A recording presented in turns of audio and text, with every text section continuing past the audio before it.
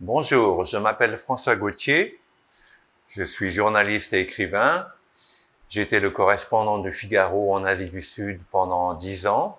Je vis en Inde et j'écris de nombreux livres sur l'Inde, dont les derniers chez Flammarion, un livre sur le Dalai Lama que je connais bien et que j'aime beaucoup, un autre sur l'Ayurveda, qui est le plus ancien système médical au monde, encore en pratique, un autre chez Marabout sur le pranayama, la science de la respiration qui existe en Inde depuis des millénaires, une histoire de l'Inde, une nouvelle histoire de l'Inde aux éditions du Châtelet. Je voudrais vous parler aujourd'hui de la Chine. Voilà, lorsque j'étais gosse, je lisais ces livres de Blake and Mortimer sur la Chine, la menace rouge. Depuis, bien sûr, la Chine a fait des pas de géant et est devenue acceptable aux yeux du monde, probablement un des pays les plus riches au monde aujourd'hui, aussi puissant que les États-Unis. J'estime quant à moi que la menace rouge existe toujours. Et je voudrais vous en parler un peu plus longuement aujourd'hui. D'abord, la Chine a une soif d'hégémonie sans fin, sans limite. Elle a eu Hong Kong, on voit en ce moment les émeutes qui se produisent à Hong Kong. Elle aura Taïwan tôt ou tard. Elle a avalé le Tibet, tuant plus d'1 million de Tibétains, directement ou indirectement, d'après les Nations Unies. Elle revendique des gros morceaux de l'Inde, comme l'État du nord-est de l'Arunachal Pradesh, qui est aussi grande que la France et qui est frontalier avec la Chine. Elle a déjà fait une guerre contre l'Inde. En 62, la Chine a envahi l'Inde parce qu'elle en voulait au Premier ministre indien, M. Nehru, d'avoir accueilli le Dalai Lama qui avait fui le Tibet en 59, lors du soulèvement du peuple tibétain.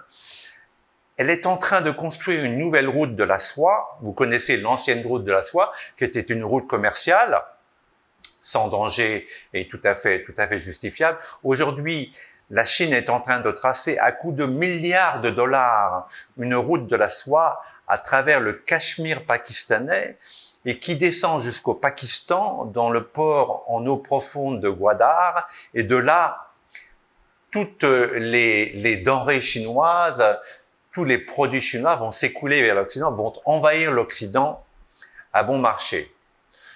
On sait également que la Chine a fourni au Pakistan l'arme nucléaire. Le Pakistan, aujourd'hui, fait un chantage nucléaire au monde. C'est grâce à la Chine qu'ils ont pu produire l'uranium qui leur est nécessaire pour ces armes nucléaires. C'est grâce à la Chine qu'ils ont obtenu des missiles nord-coréens pour porter ces armes nucléaires. La Chine soutient également le Pakistan, le terrorisme pakistanais qui vise l'Inde, le Cachemire indien. Les Chinois ne reculent devant rien. On sait également que les musulmans qui sont les plus persécutés au monde sont les musulmans chinois, car ils n'ont plus le droit à la liberté de culte. Ils sont souvent enfermés soit dans des camps de concentration, soit en prison, et tout le monde se tait. Tout le monde accepte ça. Tout le monde continue à faire du commerce avec la Chine. La France investit 10 fois plus en Chine qu'elle ne le fait en Inde, alors que l'Inde est le seul pays qui puisse faire tampon avec la Chine. En Asie, l'Inde est le seul pays qui ait la taille, l'armée, la puissance nucléaire nécessaire pour faire face à cette hégémonie chinoise. Or, nous négligeons l'Inde. Nous ne reconnaissons pas ce rôle extrêmement important géopolitique de l'Inde face à la menace chinoise. Et je voudrais répéter ces mots, la menace chinoise non seulement envers le monde, mais envers l'humanité tout entière. Les Chinois sont en train de racheter les studios Hollywood, les hôtels à Paris, les grands magasins. Ce n'est pas simplement du capitalisme sauvage, c'est une volonté d'hégémonie, une volonté de dominer le monde, comme l'avait si bien prédit Blake et Mortimer. Je vous remercie.